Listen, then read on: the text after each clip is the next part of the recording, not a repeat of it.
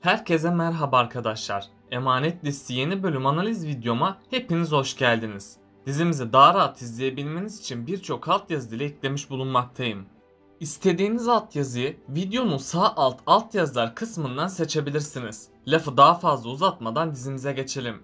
Yaman'ın Seher'i terk etmesini istemiyorsanız, Ali ve Kiraz'ın birleşmelerini destekliyorsanız beğeni tuşuna basalım ve kaç kişi olduğumuzu senaristlere gösterelim. Yaman Yusuf'u aldıktan sonra Seher'e nasıl davranacak?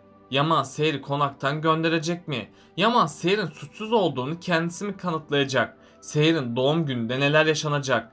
İkbal ve Zuhal'in bundan sonraki adımları ne olacak? Ali, Kiraz'a evlenme teklif edecek mi? İşte bütün sorularınıza cevap vereceğim arkadaşlar. Hemen Emanet dizisinin yeni bölümüne geçelim. Seher gün geçtikçe daha çok üzülecek ve zayıflayacak. Çünkü Seher Yaman'ın kendisine neden kötü davrandığını bir türlü anlayamadı. Bu yüzden Seher Yaman'ın ne saklıyor olduğunu bilmek isteyecek. Seher Yaman'a bağırıp çağıracak. Ama Yaman ona kızgınlığın nedenini şimdilik anlatmayacak. Çünkü Yaman'ın Seher üzerine hazırladığı kötü bir plan bulunmakta. Hatırlarsanız Yaman, Cenger ve Nedim ile görüşmüştü. Yaman o konuşmasında Yusuf sosyal hizmetlerden çıkartmalıyım demişti ve bir an önce avukatlara söylemelerini emretmişti. O zamana kadar kimsenin bu olanlardan haberinin olmamasını istemişti.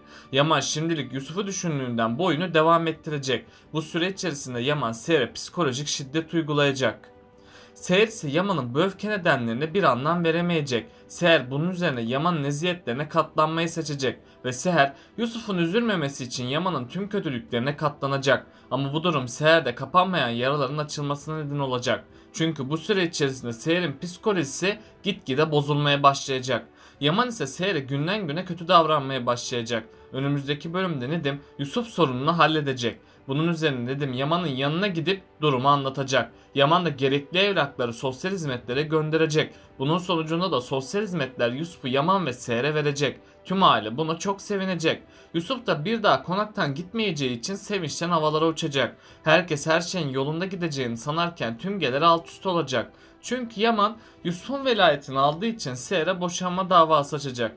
Bunun üzerine Yaman avukatlarını yeniden emredecek. Yaman'ın avukatları da Yaman'ın boşanma işlemlerini başlatacak.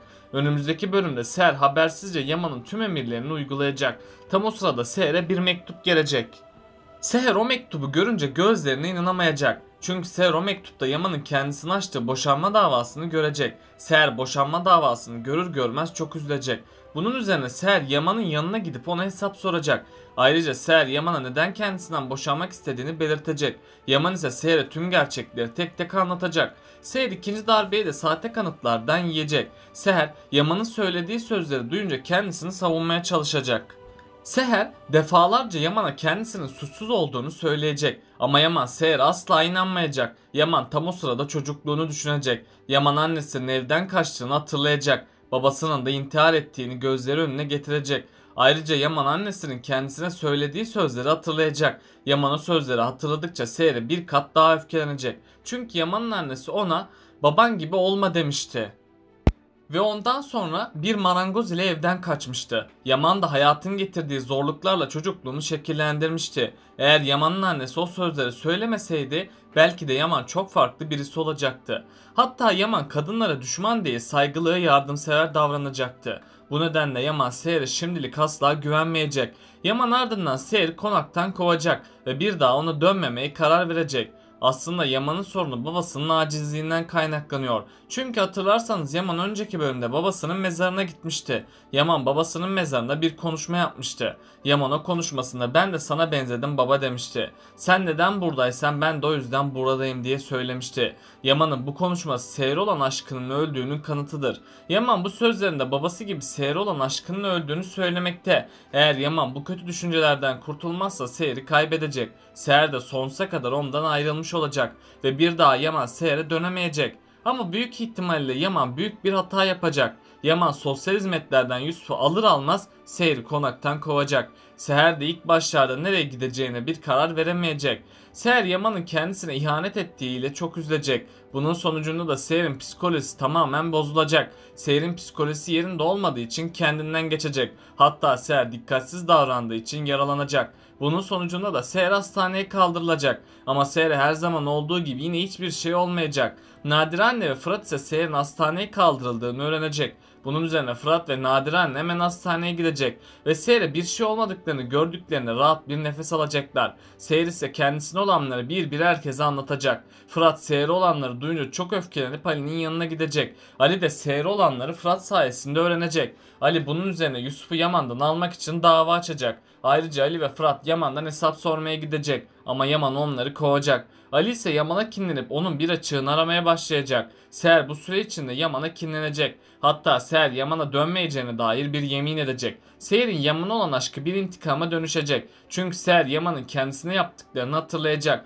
ve ondan intikam almak isteyecek. Seher ardından kendi ayakları üzerine duran bir kadın haline gelecek. İkbal ve Zuhal ise iyice rahatlayıp tüm iktidarın kendisinde olduğunu sanacaklar. Bu yüzden konaktaki kötülüklerin bir süreliğine ara verecekler. Ama Zuhal'in daha farklı bir amacı olacak. Zuhal Yaman'ı elde edebilmek için onun çevresinde dolaşacak. Ayrıca Zuhal her gün Yaman'a daha çok yakınlaşmaya çalışacak. Eğer Zuhal Yaman'la evlenirse tüm Kırımlı mirasının kendisinin olacağını sanacak. Ama Yaman Seher'in açısından asla Zuhal'e bir şans vermeyecek. Ama sonradan Yaman Seher'in kendisini Selim ile aldattığını düşünecek. Bu yüzden Yaman Seher'i cezalandırmak için Zuhal ile birlikte olabilir.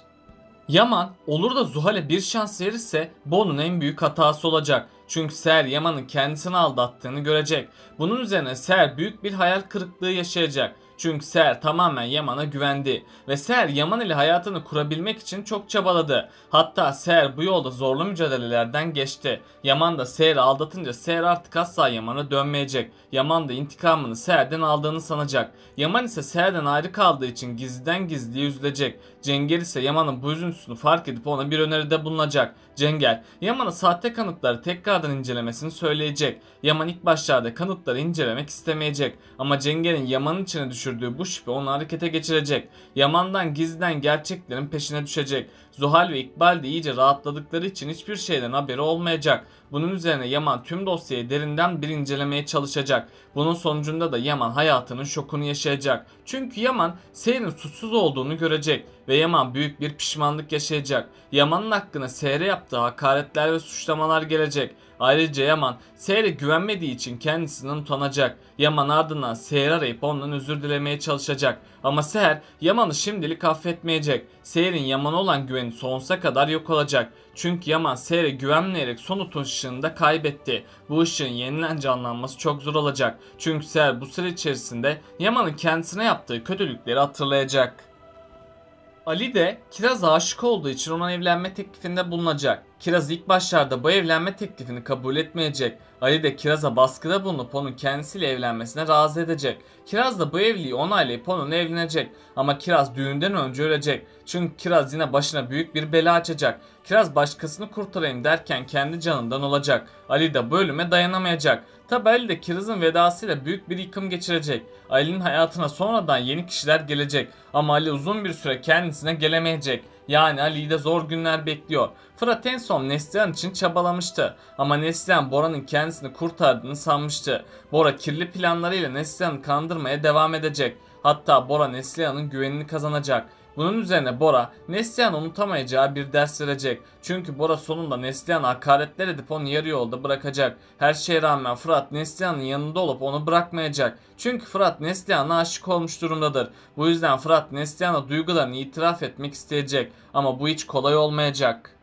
Peki sizce Yaman gerçekleri gördükten sonra nasıl bir yol izleyecek? Aşağıda düşüncelerinizi bekliyorum. Bakalım siz bu konuda ne düşünüyorsunuz? Böylelikle bu bölümün de sonuna geldik arkadaşlar. Bunun gibi videoların devamının gelmesini istiyorsanız kanalıma abone olmayı ve bu videomu beğenmeyi unutmayın. Kendinize çok iyi bakın. Hoşça kalın.